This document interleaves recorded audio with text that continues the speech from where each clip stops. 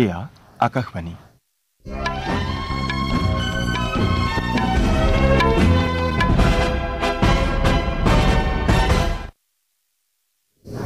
বাতৰি পঢ়িছো মঞ্জিত গগৈয়ে। এতিয়াৰ প্ৰধান বাতৰিসমূহ হ'ল প্ৰধানমন্ত্ৰী নৰেন্দ্ৰ মোদীয়ে আজি পুৱা ছিংগাপুৰৰ প্ৰধানমন্ত্ৰী লৰেন্স ৱঙৰ সৈতে আলোচনাত মিলিত হ'ব। সমগ্ৰ দেশত আজি শিক্ষক দিৱস পালন কৰা হৈছে। ৰাষ্ট্ৰপতি শ্ৰীমতী দ্ৰৌপদী মুৰ্মুৱে আজি নতুন দিল্লীত আয়োজিত এটা অনুষ্ঠানত দেশৰ বিভিন্ন প্ৰান্তৰ ৮২গৰাকী শিক্ষক শিক্ষয়িত্ৰীক ৰাষ্ট্ৰীয় কৃতি শিক্ষক বঁটা প্ৰদান কৰিব।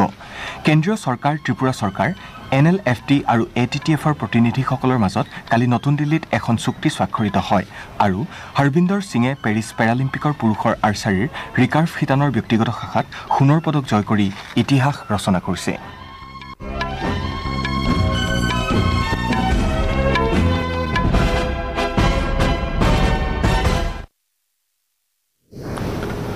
প্ৰধানমন্ত্ৰী নৰেন্দ্ৰ মোদীয়ে আজি পুৱা ছিংগাপুৰৰ প্ৰধানমন্ত্ৰী লৰেন্স ৱঙৰ সৈতে আলোচনাত মিলিত হ'ব।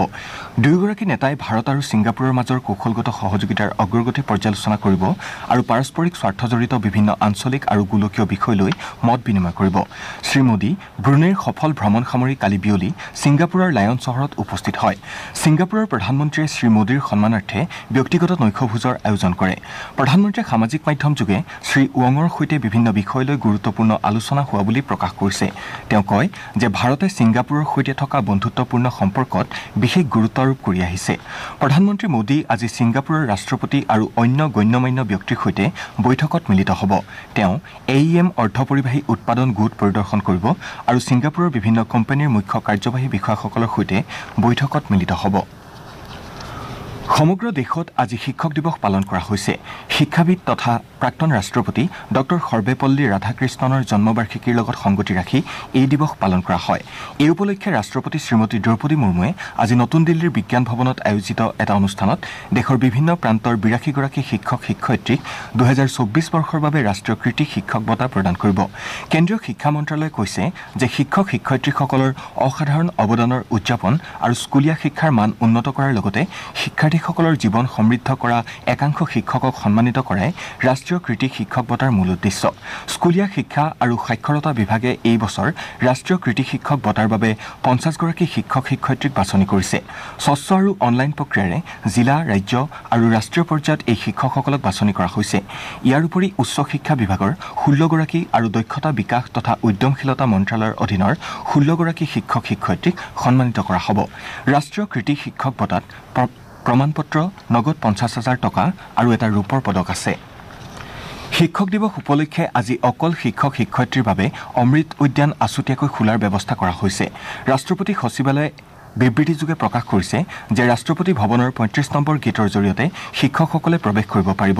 তেওঁলোকৰ সুবিধাৰ্থে কেন্দ্ৰীয় সচিবালয় মেট্ৰ' ষ্টেচনৰ পৰা ৩৫ নম্বৰ গেটলৈ বিনামূলীয়া বাছ সেৱাও উপলব্ধ হ'ব। উল্লেখযোগ্য যে অমৃত উদ্যান গ্ৰীষ্মকালীন বাৰ্ষিক সংস্কৰণ ২০২৪ উপলক্ষে যোৱা মাহৰ ১৬ তাৰিখৰ পৰা চলিত মাহৰ ১৫ তাৰিখলৈকে পুৱা ১০ বজাৰ পৰা সন্ধিয়া ৬ বজালৈ সোমবাৰৰ বাহিৰে আন সকলো দিনতেই অমৃত উদ্যান জনসাধাৰণৰ বাবে মুকলি কৰি দিয়া হৈছে। জনসাধাৰণে ৰাষ্ট্ৰপতি ভৱনৰ ৱেবছাইটত অনলাইন যোগে প্ৰৱেশৰ বাবে বুকিং কৰিব পাৰে। ৩৫ নম্বৰ গেটৰ বাহিৰত স্থাপন কৰা সেৱা ব্যৱস্থাৰ জৰিয়তেও নাগৰিকসকলে পঞ্জীয়ন কৰিব পাৰে। এই বৰ্ষৰ গ্ৰীষ্মকালীন সংস্কৰণত বৰ্তমানলৈ ১.৫ লাখৰো অধিক লোকে অমৃত উদ্যান ভ্ৰমণ কৰিছে। কেন্দ্ৰীয় চৰকাৰ, ত্ৰিপুৰা চৰকাৰ, national liberation front of Tripura NLFT আৰু অল ত্ৰিপুৰা টাইগাৰ ফ'ৰ্চ ATTFৰ প্ৰতিনিধিসকলৰ মাজত কালি নতুন দিল্লীত এখন চুক্তি স্বাক্ষৰিত হয়। চুক্তি সম্পাদনৰ সময়ত কেন্দ্ৰীয় গৃহমন্ত্ৰী অমিত শ্বাহ, ত্ৰিপুৰাৰ মুখ্যমন্ত্ৰী মানিক সাহা আৰু গৃহ মন্ত্ৰালয় তথা ত্ৰিপুৰা চৰকাৰৰ জ্যেষ্ঠ বিষয়াসকল উপস্থিত থাকে। এই উপলক্ষে গৃহমন্ত্ৰী অমিত শ্বাহে কয় যে NLFT আৰু ATTFে অস্ত্ৰ সম্বৰণ কৰি মূল সুঁতিলৈ উভতি অহাটো আনন্দৰ কথা। তেওঁ লগতে ত্ৰিপুৰাৰ বিকাশৰ প্ৰতি চৰকাৰৰ প্ৰতিশ্ৰুতিবদ্ধতা প্ৰকাশ কৰে। তেওঁ কয় যে নৰেন্দ্ৰ মোদী প্ৰধানমন্ত্ৰী হোৱাৰে পৰা তেওঁ শান্তি আৰু আলোচনাৰ মাধ্যমেৰে দেশৰ সন্মুখত সামৰ্থ্যৱান আৰু উন্নত উত্তৰ পূৰ্বাঞ্চলৰ দৃষ্টিভংগী উপস্থাপন কৰি আহিছে। প্ৰধানমন্ত্ৰী মোদীয়ে অকল পথ, ৰেল আৰু বিমান যোগাযোগৰ মাধ্যমেৰে উত্তৰ পূৰ্বাঞ্চল আৰু দিল্লীৰ জনসাধাৰণৰ মাজত পূৰ্বতে থকা ব্যৱধান দূৰ কৰাই নহয়, বৰং জনসাধাৰণৰ হৃদয়ৰ মাজৰ ব্যৱধানো দূৰ কৰিবলৈ সমৰ্থ হৈছে বুলি গৃহমন্ত্ৰীগৰাকীয়ে উল্লেখ কৰে। শ্ৰী শ্বাহে কয় যে কেন্দ্ৰীয় চৰকাৰ অষ্টলক্ষ্মী আৰু পূৰ্বোদয়ৰ অৱধাৰণাৰ সংমিশ্ৰণে ত্ৰিপুৰাসহ সমগ্ৰ উত্তৰ পূৰ্বাঞ্চলৰ উন্নয়নৰ সংকল্প গ্ৰহণ কৰিছে আৰু কালি স্বাক্ষৰিত চুক্তি এই ক্ষেত্ৰত মাইলৰ খুঁটিৰূপে পৰিগণিত হ'ব। চুক্তিৰ অধীনত ৩২৮ জনৰো অধিক সশস্ত্ৰ উগ্ৰপন্থীয়ে অস্ত্ৰ সম্বৰণ কৰি সমাজৰ মূল খুঁটিলৈ উভতি আহিব আৰু অকল ত্ৰিপুৰাৰে নহয় সমগ্ৰ দেশৰ উন্নয়নত অৰিহণা যোগাব বুলি গৃহমন্ত্ৰীগৰাকীয়ে প্ৰকাশ কৰে। তেওঁ কয় যে কেন্দ্ৰীয় চৰকাৰে ত্ৰিপুৰাত জনজাতীয় লোকসকলৰ সামগ্ৰিক উন্নয়নৰ বাবে 250 কোটি টকাৰ এটা বিশেষ পেকেজত অনুমোদন জনাইছে। তেওঁ লগতে কয় যে নৰেন্দ্ৰ মোদী চৰকাৰে 2015 চনত ত্ৰিপুৰাৰ পৰা সশস্ত্ৰ বাহিনীৰ বিশেষ ক্ষমতা আইন প্ৰত্যাহাৰ কৰিছে আৰু উত্তৰ পূৰ্বাঞ্চলৰ আন ভালেমান অংশৰ পৰাও আইনখন উঠাই লোৱা হৈছে। শ্ৰীশ্বাহে কয় যে সৈন্য বাহিনী নিয়োজিত কৰাৰ পৰিৱৰ্তে বিশেষকৈ জনজাতীয় গোটসমূহৰ সংস্কৃতি, ভাষা আৰু পৰিচয়ৰ সংৰক্ষণেৰে সমগ্ৰ উত্তৰ পূৰ্বাঞ্চলৰ উন্নয়নৰ প্ৰতি চৰকাৰ বদ্ধপৰিকৰ। নৰেন্দ্ৰ মোদী চৰকাৰে উত্তৰ পূৰ্বাঞ্চললৈ শান্তি আৰু সমৃদ্ধি অনাৰ উদ্দেশ্যে বৰ্তমানলৈকে 12খন গুৰুত্বপূৰ্ণ চুক্তি স্বাক্ষৰ কৰিছে। ইয়াৰ ভিতৰত ত্ৰিপুৰা সম্পৰ্কীয় 3খন চুক্তিও আছে। নৰেন্দ্ৰ মোদী চৰকাৰৰ দ্বাৰা স্বাক্ষৰিত বিভিন্ন চুক্তিৰ বাবে প্ৰায় 10,000 উগ্ৰপন্থীয়ে অস্ত্ৰ ত্যাগ কৰি মূল খুঁটিলৈ ঘূৰি আহিছে। শ্ৰোতাসকলে বাতৰি শুনিছে আকাশবাণীৰ পৰা।